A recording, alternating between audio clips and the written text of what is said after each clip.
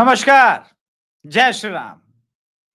Allahabad high court का कमरा number 24, justice Jagmohan लाल सिन्हा। और आज 2025 में राहुल गांधी जब नरेंद्र मोदी पर वोट चोरी का एलिगेशन लगा रहे हैं, तो उनको कुछ अपने गिरेबान में अपने परिवार पर झांकना चाहिए, कुछ चीजें समझनी चाहिए। और ये वीडियो के आखिर में ये अंतर स्पष्ट हो जाएगा कि कौन डेमोक्रेटिक है और किस पार्टी के खून में, नसों में डेमोक्रेसी है ही नहीं। इस तस्वीर को जरा आप ध्यान से देखिए। इस तस्वीर में मुंह छुपाए हुए लेडी कौन है? क्या आप इन्हें पहचान पा रहे हैं? पहचानने का प्रयास करेंगे तो आपको पता चल जाएगा। इसलिए 1975 में जो प्रयागराज, आज के प्रयागराज, उस वक्त का इलाहाबाद, जो इलाहाबाद हाईकोर्ट ने जजमेंट दी, उसने पूरे भारत को हिला के रख दिया। और जजमेंट क्या था? और हिला के ही नहीं रख दिया, भारत में आने वाले वर्षों में जो कुछ भी हुआ, उसके बाद भारत में डेमोक्रेसी थी, कम से कम इस बात को तो आप नहीं कह सकते। डेमोक्रेसी के कोई लक्षण नहीं थे, इस बात में तो कोई संदेह नहीं है। जस्टिस जगमोहन सिन्हा ने क्या कहा था? जस्टिस जगमोहन सिन्हा के इस फैसले का भारत की राजनीति पर गहरा असर पड़ा। जस्टिस सिन्हा ने अपने फैसले में याचिका को स्वीकार किया और कहा, रिप्रेजेंट नंबर 1 श्रीमती इंदिरा गांधी का लोकसभा निर्वाचन शून्य घोषित किया जाता है। उन्हें इस आदेश की तारीख से 6 साल के लिए अयोग्य घोषित किया जाता है। जस्टिस सिन्हा के फैसले के बाद देश में आपातकाल घोषित हुआ और 21 महीने तक चला इमरजेंसी। क्यों चला इमरजेंसी? फिर क्या बात थी इमरजेंसी की? प्रशांत भूषण, जाने माने लेफ्टिस्ट, आज के, उनकी खुद की किताब है। ये लोग क्या लिखते हैं, इनको स्वयं याद नहीं रहा। The case that shook India, ठीक है, उनके खुद की किताब। राजनारायण के वकील शांति भूषण, पूर्व कानून मंत्री, उनके बेटे प्रशांत भूषण ने अपनी किताब लिखी है, the case that shook India, the verdict that led to emergency.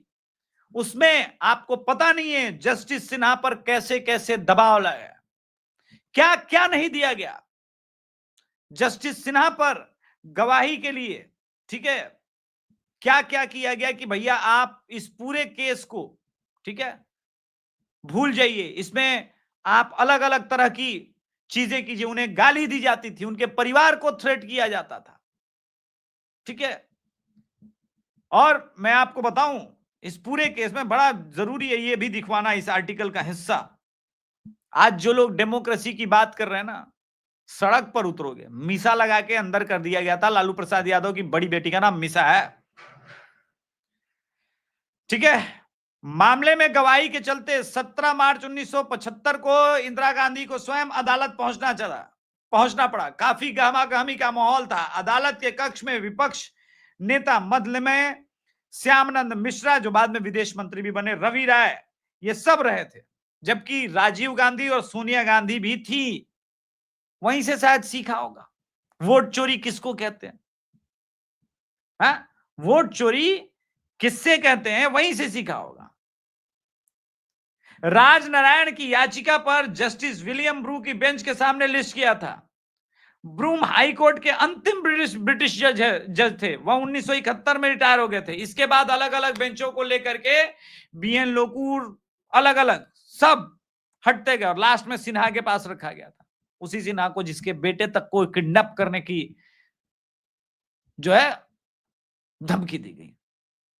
यही नहीं, लोग कहते हैं कि खिलौने का ये लेकर के, सहारा लेकर के, खिलो टॉय वाला ये लेकर के प्लेन हाईजैक तक कर दिया, उसको टिकट दे दिया गया। आज वोट चोरी की बात पर पूरा कांग्रेस इकोसिस्टम नरेंद्र मोदी को कह रहा है फासिस्ट है, फासिस्ट है। सारे लोग मार्च कर रहे थे, कोई कूद फांद रहा था। हिम्मत थी किसी की इंदिरा गांधी के समय ये सब करने की? एक फैसले ने देश में इमरजेंसी लगवा दिया था और बिल्कुल वोट चोरी ही था, उसको कहते हैं वोट चोरी। राहुल गांधी को यह संभवतः पता नहीं है कि देश में क्या क्या हुआ है, कैसे कैसे चुनाव आयुक्त आए, उनको पता नहीं है। मैं उन चुनाव आयुक्तों के बारे में आज राहुल गांधी को बता देना चाहता हूं। कई चुनाव आयुक्त तो भाई मंत्री बने, कई चुनाव आयुक्त को टिकट मिला, लेकिन आज मैं चुनाव आयुक्त और इन सब मुद्दों पर अजीत भारती ने एक शॉर्ट बनाया है, उसको मैं प्ले करना चाहता हूं। वो बहुत जरूरी है कि हम उसको सुने पहले, ठीक है? आइए पहले अजीत भारती के इस वीडियो के इस हिस्से को सुने, बड़ा जरूरी था ये भी। अखिलेश पहले बाउंड्री फांदते थे, आज बैरिकेड कूद गए, क्योंकि जनता के विषयों को उठाने से बेहतर है गुलाटी मारते रहना। कौतूहल तो बना ही रहता है। आजकल वो पीडीए पाठशाला का चूरण बहुत बांट रहे हैं, जहां ए फॉर अखिलेश और डी फॉर डिंपल पढ़ाया जा रहा है। उन्होंने कहा कि शिक्षा और प्रतिभा को प्रोत्साहन उनकी प्राथमिकता रही है और सदैव रहेगी। तो हमने केवल 15-16 का छोटा आकलन किया है। लीक, नकल, राजा का बेटा राजा, पर्चा लीक, डिग्रियों का पता नहीं, गलत प्रश्न पत्र, खून की उल्टी, सामूहिक नकल, सीपीएमटी सॉल्वर, स्कूल में ताला, छात्रवृत्ति बंद, नौकरी मांगने पर लाठीचार्ज, पीडीए बस बस बस अजीत भाई, पूरा कितना पोल खोलो। यह है वोट चोरी का असली मामला। जिस प्रकार की सत्ता चली और वर्स्ट चीफ मिनिस्टर कहा गया, उसके बाद क्या बचा कहने को? वोट चोरी के मामले में बाद में बात करेंगे। पहले एक जो हमारे जेटली साहब थे, फाइनेंस मिनिस्टर, उन्होंने इसके बारे में क्या बात कही थी वो समझना बहुत जरूरी है। Rahul Gandhi is a repeat liar, a silent apologist in court and loud threat to democracy। ये उनके बारे में राय है। अच्छा, ये क्यों है? क्योंकि राहुल गांधी कोई मामूली आदमी नहीं है,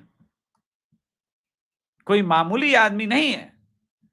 राहुल गांधी इस देश का लीडर ऑफ अपोजिशन बना हुआ है। हा?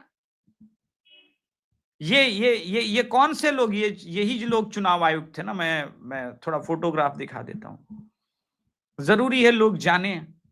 हैं इलेक्शन कमिश्नर्स, 2 कांग्रेस ज्वाइन कर गए, जिनमें से यही है ना इलेक्शन कमिश्नर्स, इनमें से 2 ज्वाइन कर गए कांग्रेस। ये निष्पक्ष थे? या वो जिनको लीडर ऑफ अपोजिशन के जगह कांग्रेस पार्टी की यूपीए चेयरपर्सन ने चुन लिया? भाई कौन है? क्या है चुनाव आयुक्त की परिभाषा? क्या है निष्पक्षता की परिभाषा में? मतलब निष्पक्ष वो जो कांग्रेस की गुलामी करे। कौन है निष्पक्ष?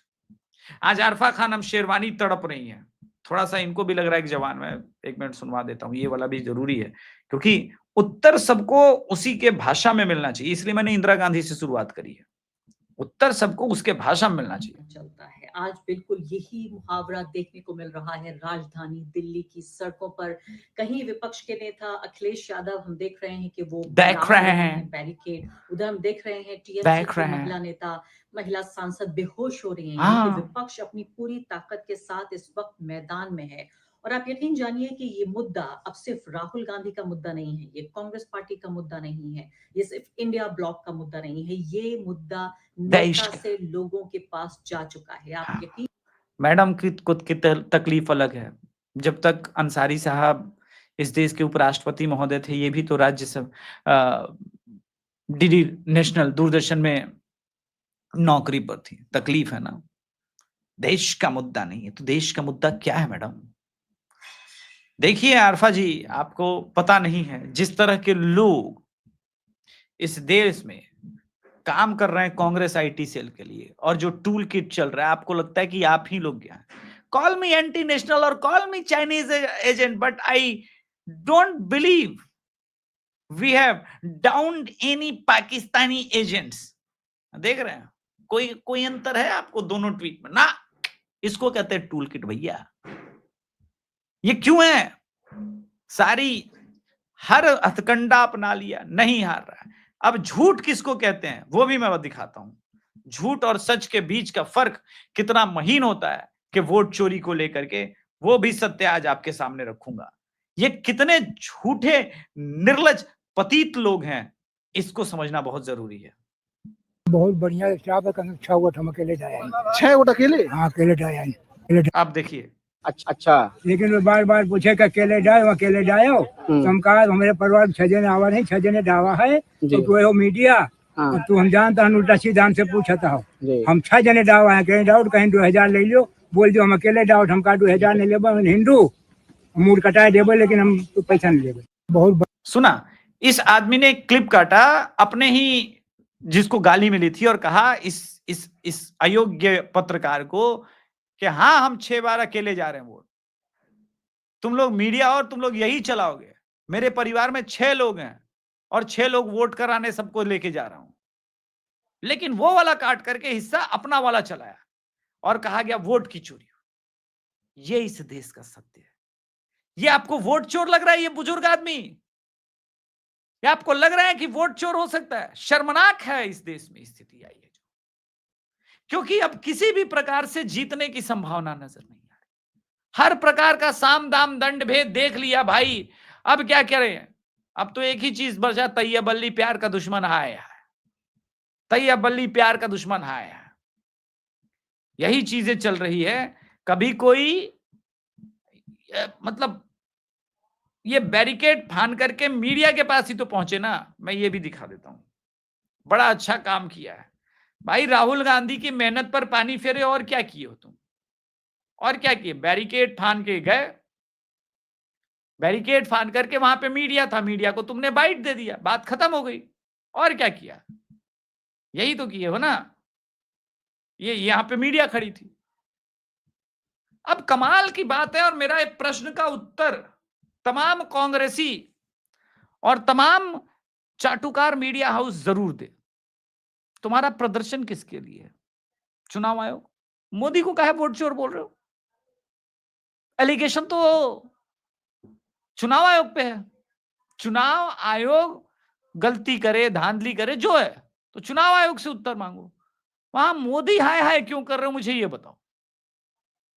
कोई साक्ष्य है कि मोदी ने किया?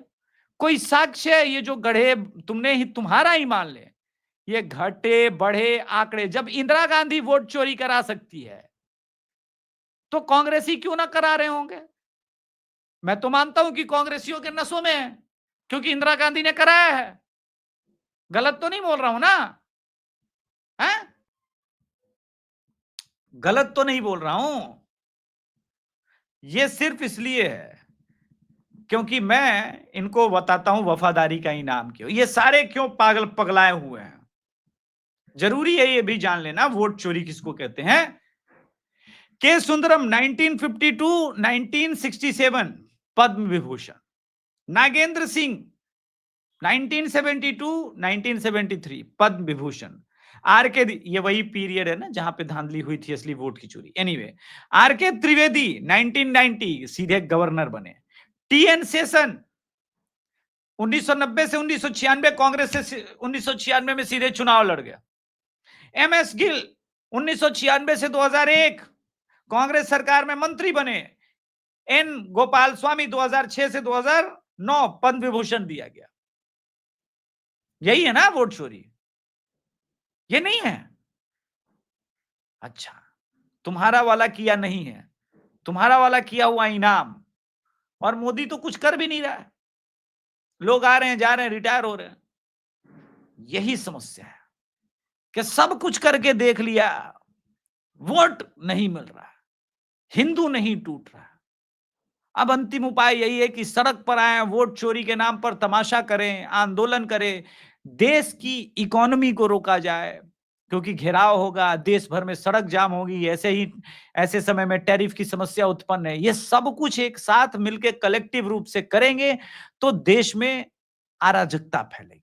और एक बार अराजकता फैलाने में ये किसी प्रकार से कामयाब हो गए तो इनको रिवॉर्ड मिल जाएगा।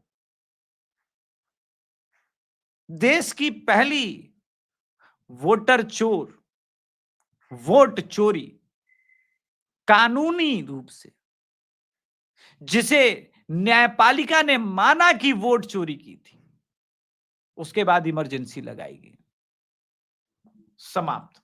कुछ कहना है किसी को, मेरे आलोचकों को?